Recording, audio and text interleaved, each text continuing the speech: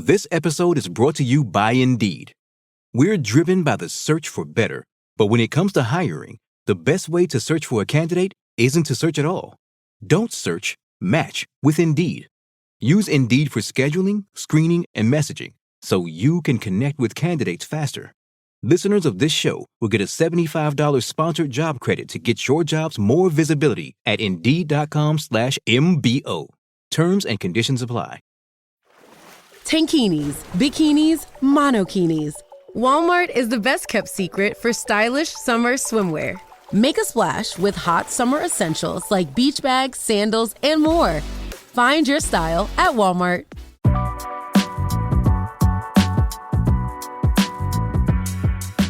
Welcome back to another episode of Investies. I'm your host, Linda Garcia. This week on the podcast, we are going to do a full market update.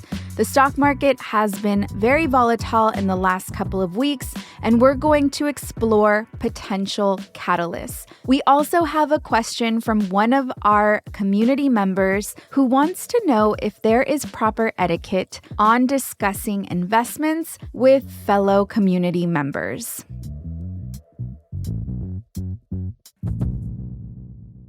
Investies, I'm recording this episode as of July 24th at 1:30 Central Standard Time.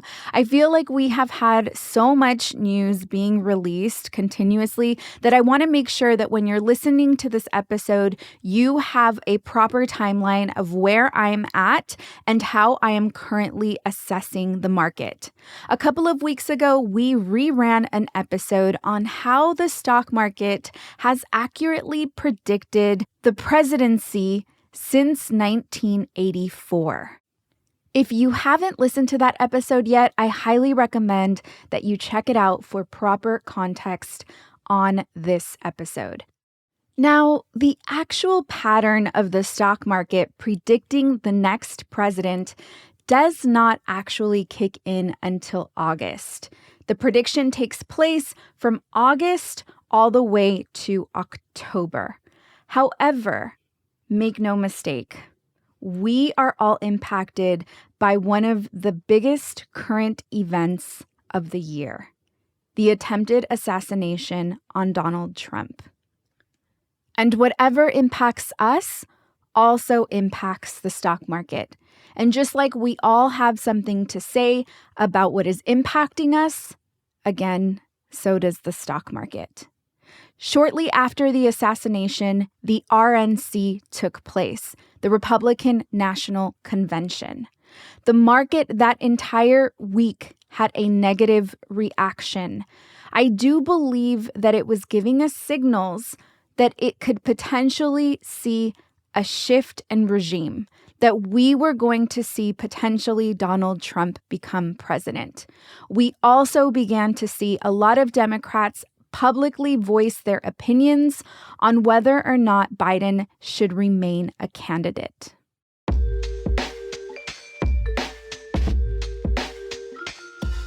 You might be asking yourself a very practical question, like how is it that the stock market has the ability to make so many predictions in very important places in our lives? The presidency is not the only place where the stock market makes predictions. We have several episodes on the predictions that the stock market makes throughout the year. So this isn't a new topic. But let's be clear here. We need to understand who is participating in the market. We have the top 10% most wealthiest people participating in the market. I think that we can safely assume that those top 10% have a pretty healthy grasp on what is not only taking place economically, but what is also taking place politically. Because politics and policy specifically is what impacts publicly traded companies, as well as the economy. Investors and those that are investing money for their clients, the ones that are making the decisions on purchasing or selling positions in the market, those are the people that are critically thinking about what is going to take place. This is why the market is forward-looking, because the people that are actually participating are forward-looking. And I have to share with you that in the short, almost 11 years that I have been participating in the stock market and learning about the stock market, it is truly not that hard for me to critically think through possible predictions that are taking place. This comes with time in the market. And so the predictions are the thoughts that people are having when they critically think about the circumstances and how things will be impacted. I remember in 2020 when we had all of this news and information coming out about how politicians had insider information on COVID and they were starting to sell their stocks. Even before they sold their stocks, I had produced an episode on an older podcast that I used to have where I was discussing that the stock market was going to drop and that it was going to be crucial for us to start participating in the market and take advantage of this drop. That wasn't hard for me to see. I didn't have a crystal ball. It wasn't a wild guess. It was just me being able to look at past patterns and then assess what is most likely to happen in the future. And so when the stock market is processing information and it is selling out of positions or purchasing positions, make no mistake that there is a collective energy that is critically thinking through all of the data that we are receiving in real time and making their best guesses on what is going to happen in the future. With time and experience in the market, being able to predict certain outcomes is not that hard. I know this firsthand.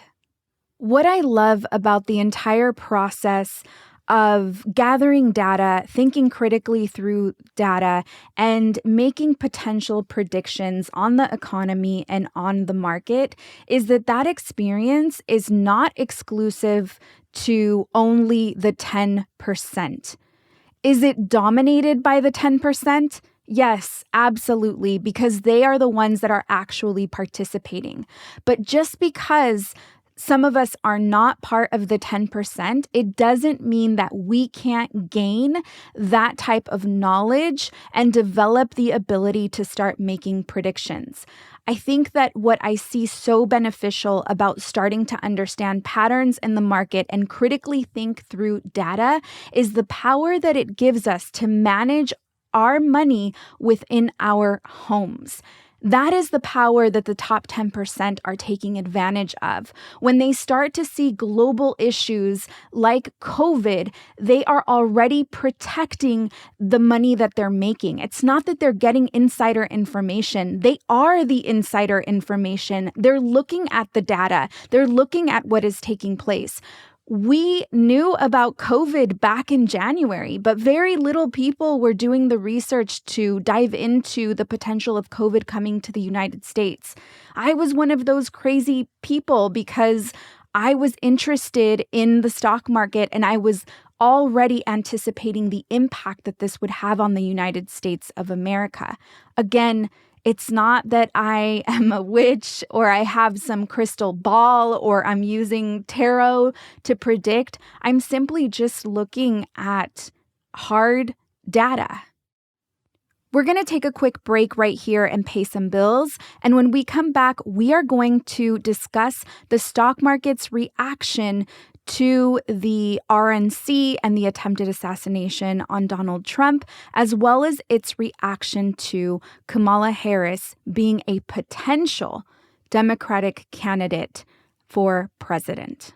The last thing you want to hear when you need your auto insurance most is, "Thank you for calling. Please listen to your list of 46 possible service options." which is why when you choose USAA Auto Insurance, you'll get great service that is easy and reliable. 24/7 online service for claims, access to roadside assistance, and more, all at the touch of a button. Start getting the service you deserve. Get a quote today.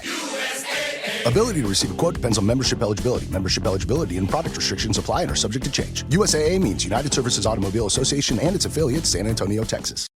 This episode is brought to you by Indeed. We're driven by the search for better, but when it comes to hiring, the best way to search for a candidate isn't to search at all. Don't search, match with Indeed. Use Indeed for scheduling, screening, and messaging so you can connect with candidates faster. Listeners of this show will get a $75 sponsored job credit to get your jobs more visibility at Indeed.com/MBO. Terms and conditions apply. And we are back. Before I get started on sharing my perspective, I want to share that, like I mentioned earlier, I don't have access to an outcome. I am simply gathering data and developing a perspective.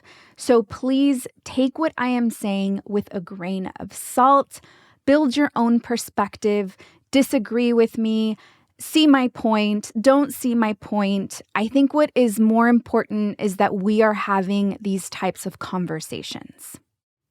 During the week of the RNC and after the attempted assassination of Donald Trump, we had impactful images and we had strong narratives that, at least for me, led me to feel like Donald Trump would be the next president. And I do feel that the market agreed. We started to see a reversal in the market. After months of positive growth in the market, all of a sudden we began to see a decline. As I mentioned earlier, the prediction for presidency in the market begins in August. But when you have impactful news in the way that we had, of course the market is going to react. And I do believe that the market was reacting to a shift in regime. I do believe that the market believed that Joe Biden would not be the president. And the market was right. President Joe Biden drops out of the race, endorses Kamala Harris for the potential Democratic candidate, and come Monday, she has broken records on a presidential candidacy, how much they have raised in a short period of time. Not only that, but by Monday, 60% of her donors were new donors, meaning that we saw invigoration in the potential of Kamala Harris becoming the next president. And then followed endorsement after endorsement, taking away any possibility of other presidential nominees for the Democratic Party. On Monday, the market liked the news. I do believe that the market having a positive reaction on Monday was letting us know that the regime would not change, that it actually saw the potential of Kamala Harris becoming president. And then come Tuesday, we get another reversal. Today, the NASDAQ has hit a hard, broad market decline. It has dropped the most it has dropped since October of 2022. When I woke up this morning, I saw that futures was signaling that we were going to have a big drop in the market. I began my research to try and identify what was the drop. Wall Street was saying that the drop was related to the tech sector. Yes, this is true. The tech sector is attributing to the drop. We did have Google report and we also had Tesla report. And there was negative information in both of their earnings report.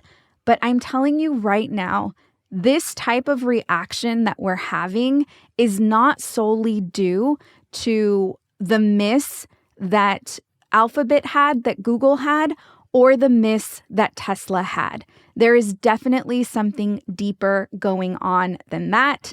And you can't pull me away from that feeling because I have monitored the market when earnings are bad and when earnings are good. And I can anticipate that there's always a deeper catalyst. The market will always overreact to the positive side or overreact to the negative side when an overall picture of the economy is looking negative.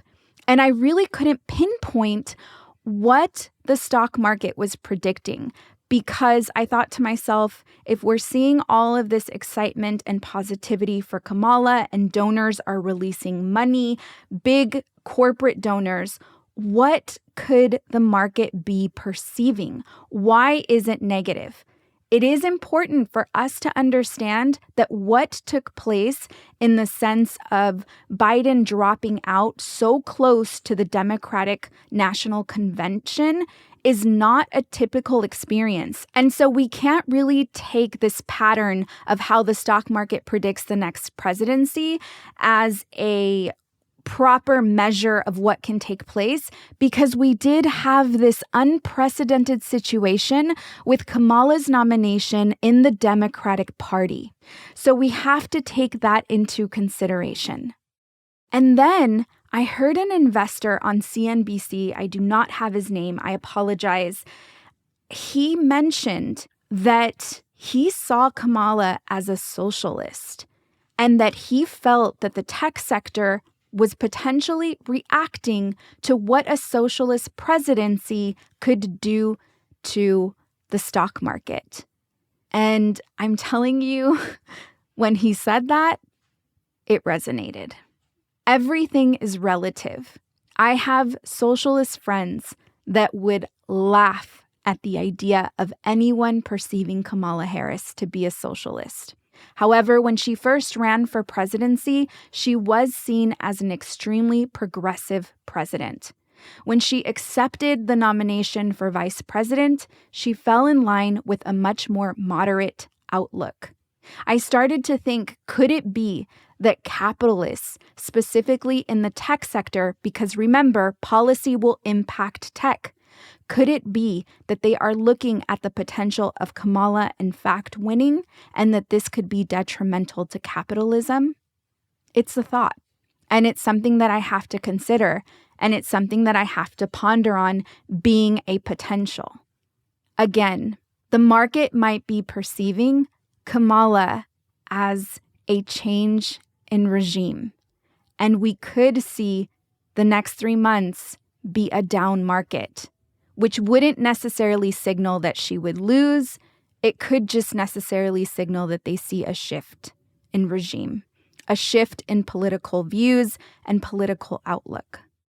Now, this narrative is very beneficial to the far right because that narrative could potentially sway a moderate. I at least don't think that Kamala is a socialist. Again, I do have socialist friends that would laugh at the idea of her being a socialist, and they actually refuse to vote for her because of their socialist outlook. She doesn't align with their beliefs, and I respect that. That is their decision. That is the decision that we get to make as Americans in this country. The beauty about the market is that it receives more information and it processes the new information, and then it could completely change its outlook. This is the way I feel today. As I gather more data, I'm sure I will feel differently. But as of today, I wouldn't be surprised if we see, for the most part, a negative market in the next 3 months leading up to the election. And I do not think that, based on the pattern, this would mean that Donald Trump would be president. I think that what the market is processing is that there is uncertainty in both directions. And if there's one thing about the market is that it does not like uncertainty. It will always react negatively to an uncertain situation. And to wrap this topic up, earlier in this episode, I mentioned how the top 10% are making decisions off of this type of information. And with those decisions, they're making strategic moves. That is why the stock market goes up and that is why it goes down, because they are either selling or they're buying, as they should. Their strategic moves, however, are not our strategic moves. The way we move our money should be different from the way they move their money. Now, of course, if you have millions invested in the stock market, you're probably not listening to this anyway. You already know all of this information. You're in the midst of it.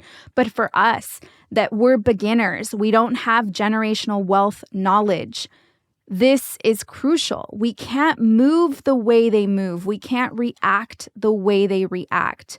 We can to a certain extent, but not fully. It's important for us to stay invested in the market for the long term. They sell out, they buy more in large increments because a 5 to 10% increase or decrease is completely different than a 5 to 10% increase or decrease from my portfolio, where for me, it might be the gain or loss of hundreds and sometimes even thousands. For them, it's the gain of loss of hundreds of thousands or even millions. And so they have to conduct themselves different. For us, it is important to stay the course. If the market begins to drop and you have the ability to invest a little more in the market to take advantage of that drop and lower your cost basis, then great, take advantage of it and do so. If you don't, that's okay. Holding is also an important position. We're going to take another short break to pay some bills. And when we get back, we are going to answer the question on if there is proper etiquette when speaking to community members on their investments. How long have these meal kits been in my fridge? 1 week? 2? How much am I spending on these? Hey, Erica, did my subscription go up? When your questions about life turn into questions about money, there's Erica, the virtual financial assistant to help you spend, save, and plan smarter. Only from Bank of America. What would you like the power to do? Erica is only available in the English language. You must download the latest version of the mobile banking app, only available on select mobile devices. Your chat may be recorded and monitored for quality assurance. Message and data rates and additional terms may apply. Bank of America N.A., member FDIC. This podcast brought to you by Ring. With Ring cameras, you can check on your pets to catch them in the act. Izzy, drop that. Or just keep them company. Aw, I'll be home soon. Make sure they're okay while you're away. With Ring. Learn more at ring.com/pets. And we're back. At the beginning of this episode, I mentioned that we had a question from one of our community members. And the question we received is, what is proper stock investment conversation etiquette? As a new investor, I'm not sure if it's okay to ask someone, what are you investing in? Is that impolite? I understand that the respondent has the choice to respond if they want. However, I want to be prepared if this conversation comes out in a social setting. I love this question. I think this is important for us to talk about. The first thing I think is that we need to acknowledge that not everyone in our community is investing. I think that that's a different type of conversation if you're in the proper setting with people that it is expected for them to invest. But with marginalized community members, if you're in a social setting, the chances that a marginalized community member is investing is relatively slim. This is based on data. This is not me generalizing. We know that 0.5% of the Latina community are direct shareholders in the market, and 1.5% of the Black community are direct shareholders. And so being in a social setting where we have access to marginalized community members that are investors, unfortunately, the chances of that are slim. But we're working to change that. You and I are working to change that. Now, if we are in a completely different setting where we are amongst affluent white folks, you'll be surprised to find out that the majority of them are also not direct shareholders in the stock market. In fact, only 15% of Americans are direct shareholders in the stock market. I think that the way we approach these conversations is know your audience. And we're good at doing that. We're good at code switching. We've been taught to code switch and have different types of conversations in different social settings based on who is in attendance. And I would actually like to encourage folks that if you are in a social setting with marginalized community members, that this is a topic that we bring up.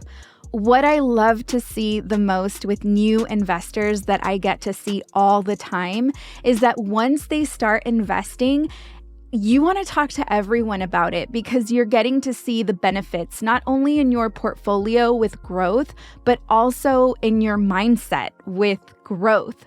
And so we get excited and we want to have these types of conversations. And I encourage us to do so because we need to normalize being participants in the market. And I think that through conversation, we can inspire and encourage, and we are part of the normalization process of participating. And I want you to consider several things here. Who is your audience? Who are you speaking to? And then to be sensitive and understanding that the chances of someone investing in a marginalized community setting, that these might be slim. And so I think the conversation doesn't necessarily start off as what are you investing in, because that is assuming that they are investors. I think the conversation should be, do you invest? Have you ever considered investing? And being completely honest about your own personal experience and at what stage you are in. It could be that you just raise awareness of the importance of the participation of marginalized community members in the market. And it could also be that you're speaking to someone that is also an investor, and you can open up dialogue in that way. In addition to the importance of just having the conversation, I don't necessarily know that there's etiquette. I think that there should just be a level of awareness of where we are as a community in the actual process itself. And then I would also strongly stay away from any judgment on what someone is invested in. I talk about this a lot in my courses, in the social settings that I have with other investors, whether that is on Patreon or in any other setting. I have a hard rule. And that rule is that when we are in this space and I am hosting the space, I like to make sure that the space is safe. And I don't want anyone to feel judged over their investments. This happens way too often in our community, and it actually deters folks from investing to begin with. And so I want to make sure that we are not being judgmental over what someone else wants to invest in. At the end of the day, it's their right to participate, and they can participate wherever they'd like. And so I think that that needs to be mutually respected. I think the etiquette really boils down to respect and amplifying and normalizing the idea that we can be investors in the market, and also normalizing being a beginner in the market and not fully understanding, but having the courage to participate.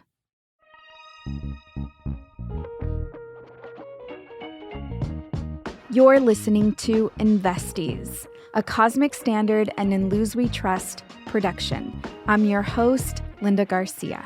A special thank you to the team, Asia Simpson, Eliza Smith, and Jacob Winnick.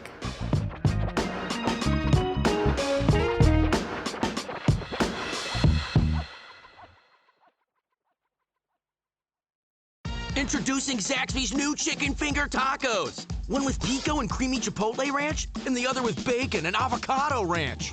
Chicken expert since 1990. Taco expert since now. Woo, saucy! Zaxby's.